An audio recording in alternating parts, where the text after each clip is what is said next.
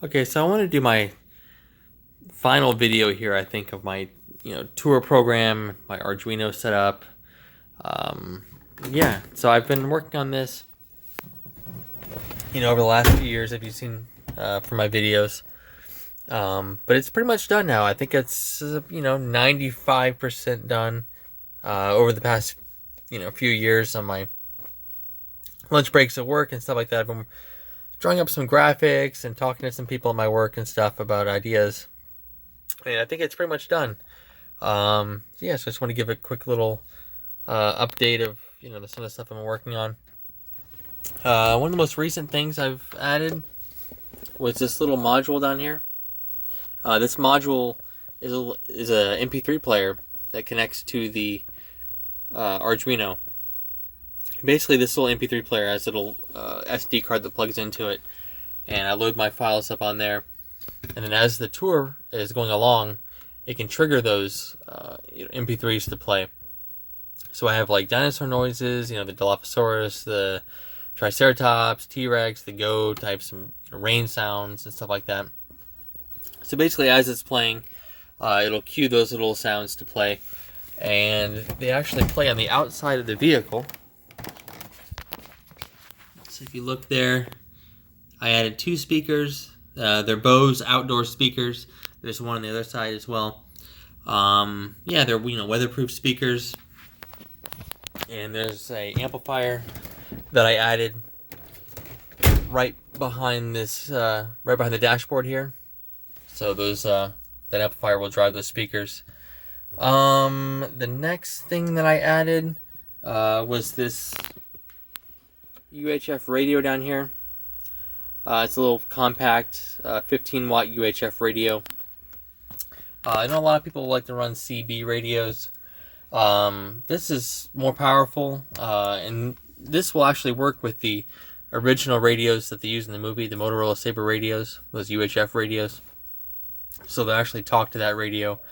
Right now I just have one of these little blister pack radios that'll talk to this radio.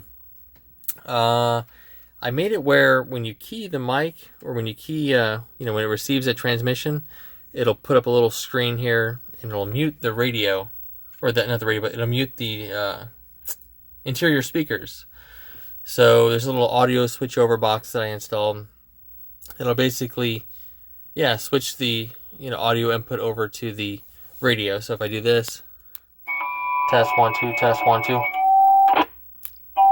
Whenever I key that radio, it'll mute the speakers and play the radio over the door speakers. I also added that little overlay. There's a little output wire on the module that I bought, so I hooked that into the input on my iPack for the computer. So when it senses that radio, it'll mute the speakers for 10 seconds or 5 seconds or something like that, and then it clicks off. This would be nice for cons or shows. If someone's in the truck, I can talk to them, or or whatnot, or just we're trail riding or something like that. It'll be a nice radio. The mic is over here, and basically I just tuck it up underneath, behind the console when it's not in use, and it has all the controls on it. It has the channel selection right there. So that was a nice little addition. I can just turn it off here if I'm not using it. Let me think what else I've added. The door switches. When you open the door, I have this little, let me see if I can get the film right. I have this little graphic that pops up. I have it on all 4 doors now. Remember, before I did a video, it was just on the drivers, but all 4 door switches are wired up.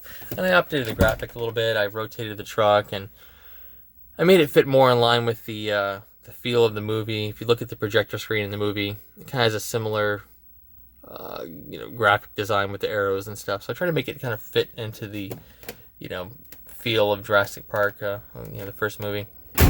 What else have I added? The keyboard, I've added some more features to the keyboard. I can jump around scenes and stuff like that. So if someone's in the truck and I want to switch to the webcam, I can hit this. If they want, switch to the diagnostic menu, I can hit that. Tour paused. The pause menu. I can do the headlights with this now. Headlights on. Headlights off. The door locks. Doors unlocked. Doors locked. Doors unlocked. I can do the TVs. Monitors off. Or the monitors. Yeah, monitors on. Can turn those on and off.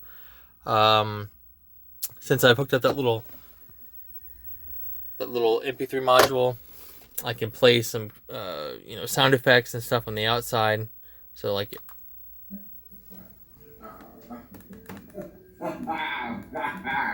so that's Jeff Goldblum's laugh on the outside, or I can hit number 4 here, and then I'll play on the inside. Basically, I have inside noises, which are the numbers here, and then outside noises, which are the F keys. There's also music I can play. Let me see. Function, like... So I hit in these F keys there, and then I'll play music on the outside. And I got the volume control here for the outside. And I can hit stop. Yeah, basically everything for the truck I want with this, keyboard. I have a little, legend that I have printed out that, shows me all the keys. But I have most of it memorized. But it'd be nice for parades and shows and stuff to be able to play music, inside, outside. Do the door locks and headlights and stuff like that, all in one thing. I won't have to pair my phone, via Bluetooth to play sounds. It's just all kind of built into the truck. I think that's about it. Some people were asking about the, the radio, or, are you going to use the antennas that were built into the truck? I went ahead and used the antenna that came with this radio. Is actually underneath there. It's behind the headliner there in that roof, behind the roof box there in that little void. It's a really short antenna. It's only like 6 inches or 5 inches, something like that. It fit right behind there. I didn't want to use the factory VHF antennas. Those are actually, not the correct antenna to use for this radio. Some people want to hook up those antennas so that they work. It's not necessarily a good idea. Antennas are tuned basically to the band that they're using. If it's UHF, VHF, CB, shortwave, and all that. So, if you're receiving, transmissions with the antenna, it's fine. You're not really going to harm anything. But when you try to transmit, if you don't have the right antenna, it's actually going to sometimes cause more harm than anything. It can damage your radio, or it can make the radio really, non-effective. It may work, 50, 100, 200 feet, something like that, but you really need the right antenna for the right radio. So, you can't just plug in any antenna to any radio. It doesn't work like that. They have to be tuned and a specific length for the type of radio that you're using. So, mine are just prop radios, or prop antennas, which is actually kind of nice because I can just pull them out. They're just kind of pressure fit in there. So if I wanted to put a car cover on this or something, or for some reason I didn't want the antennas poking up, I can take them off real easy. So I just put the antenna in the back there. I think that's about it that I've added. At the end of this video, I'll have a full video of the tour. I put a little tripod there with a little, point of view set up here from the driver's seat. It didn't film that great. I had to turn the contrast and the brightness down a lot on these, old monitors to get the film right. But yeah, some people were asking for that. I'll eventually release just a video version of this. I know some people want this tour program, but they don't want to do the Arduino. They don't want to do all this stuff. The only thing is that a lot of my, this isn't just a video. It's a piece of software that I've made that's, has a lot of code involved with it, and it doesn't always work, without the, all the, hardware involved. So I will make a, just like an exported video, maybe without the webcam and stuff like that. That you guys can play on your own, your own computers or your own. You can burn it to a DVD or something like that. But yeah, so right after this, right after this video here, I'll have the whole tour posted for you guys. All right. Well, thanks for watching.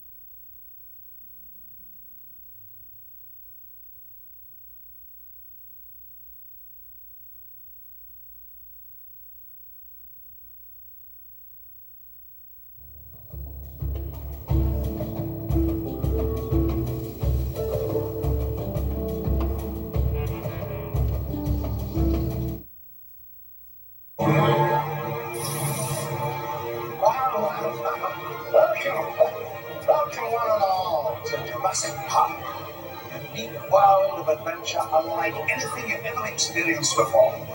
I should explain. I'm John Hammond, the owner and creator of this magnificent place. And by this time, I'm sure you're quite aware that Jurassic Park refers to that time in history, the Jurassic period when dinosaurs roamed the world. Here at Jurassic Park, we've created the world's largest man-made living laboratory devoted solely to the study of dinosaurs.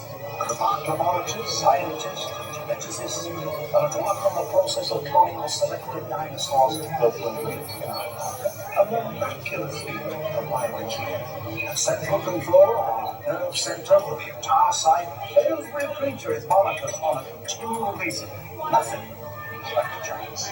And in the field, our park rangers are constantly watching the area, communicating directly with central control at all times, and controlling the site to ensure guest comfort and safety. And don't launch again, that's where you're headed. Each and every boat is in continual radio contact with the home base and central control as well. So now prepare yourselves for the adventure of a lifetime as we journey into the world of the dinosaurs on the Jurassic Park adventure. I guarantee you, nothing prepared you for the adventure ahead. So, from all of us, all of you, well, thanks for coming, and have a wonderful day at Jurassic Park!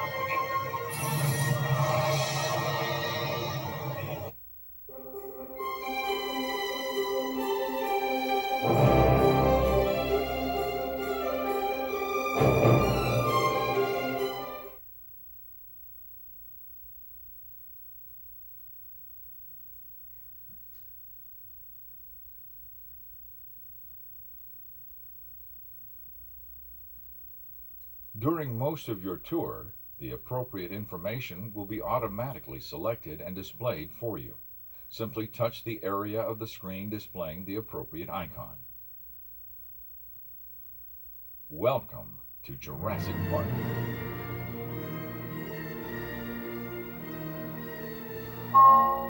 The voice you're now hearing is Richard Kiley. He spares no expense. You are now entering the lost world of the prehistoric past, a world with creatures long gone from the face of the earth, which you are privileged to see for the first time. To the right, you will see a herd of the first dinosaurs on our tour, called Dilophosaurus. One of the earliest carnivores, we now know Dilophosaurus is actually poisonous, spitting its venom at its prey, causing blindness and eventually paralysis, allowing the carnivore to eat at its leisure. This makes Dilophosaurus a beautiful but deadly addition to Jurassic Park.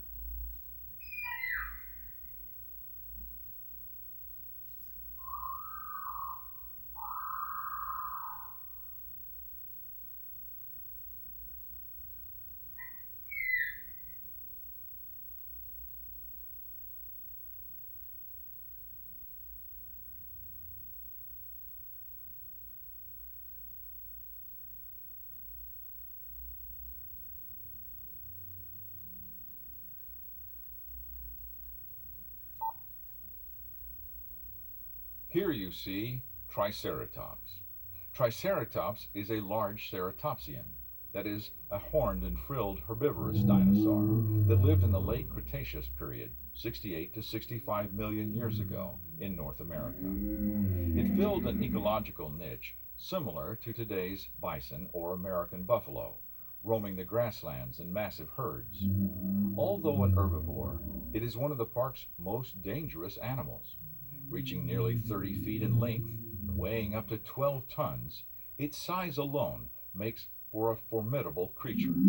Sporting a fiery temper and horns of over 3 feet in length, this is an animal well deserving serious respect in Jurassic Park.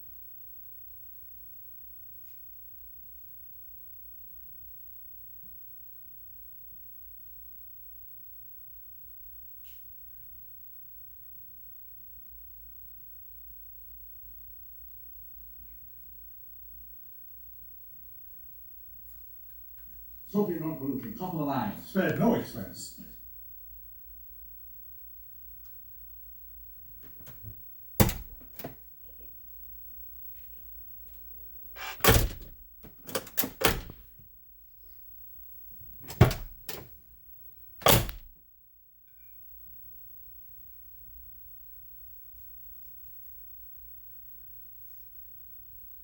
Hold on to your butts.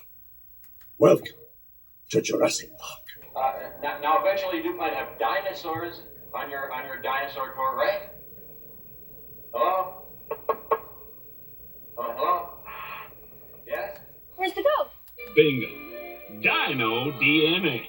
Dodson, we've got Dodson here. When you gotta go, you gotta go.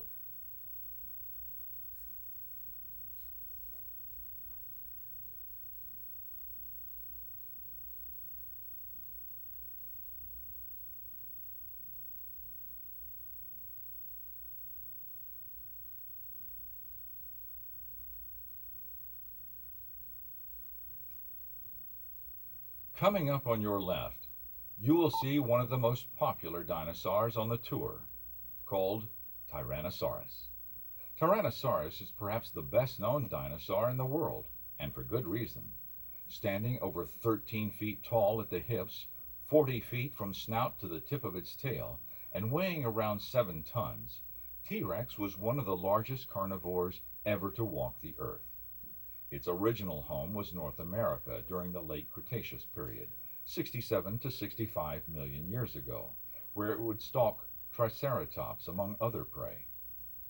Tyrannosaurus has excellent binocular vision, and hence good depth perception, an adaptation essential to a predator. Despite this, observations have shown that T-Rex's vision is primarily attuned to motion, supplemented by a remarkable sense of smell. Our living specimens have proven once and for all that T-Rex was no slouch, reaching speeds of over 30 miles per hour.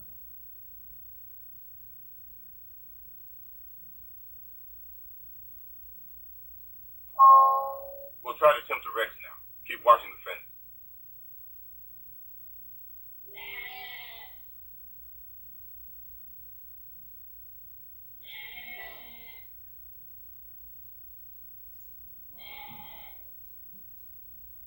We have arrived at our first stop.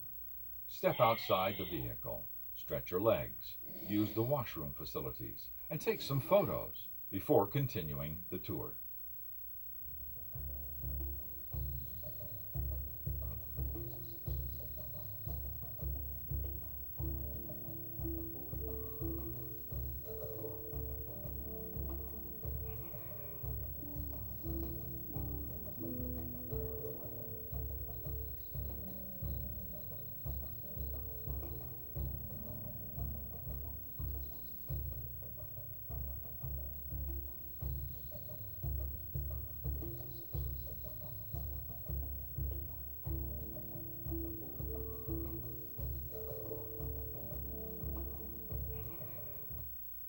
Currently scheduled to be opened to visitors 6 months after the main park, the marine facility will offer more revenue generation opportunities and marketing campaigns.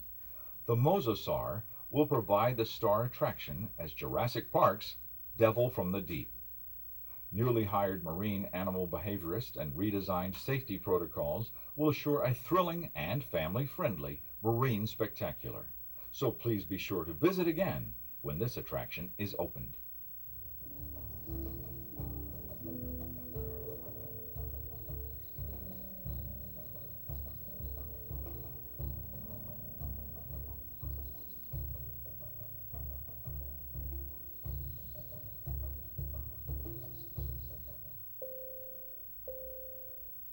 Please keep your arms and legs inside the vehicle at all times.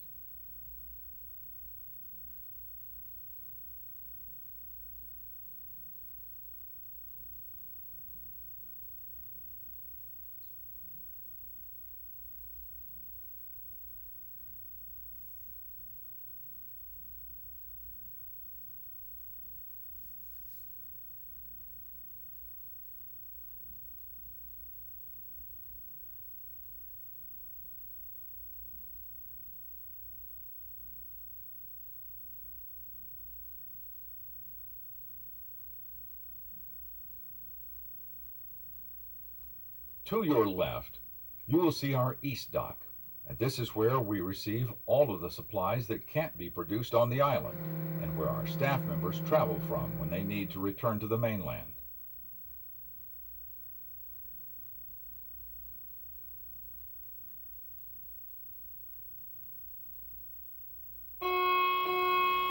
Due to severe weather, your tour vehicle has stopped. Please remain in your vehicle and wait for further instruction.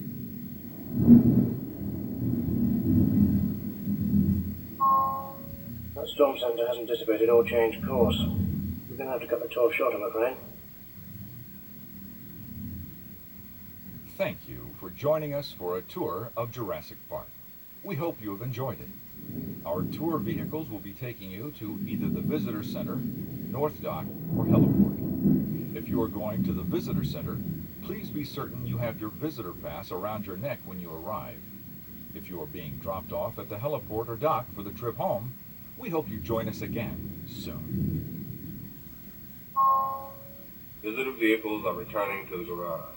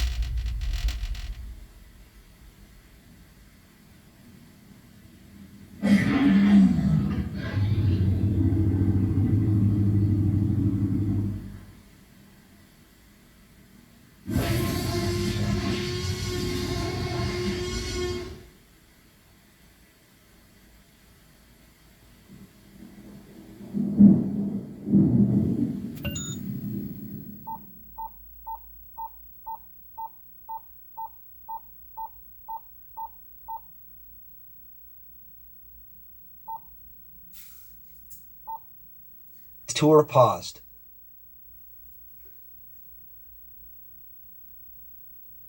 Doors locked. Doors unlocked. Headlights on. Headlights off. Monitors off. Monitors on.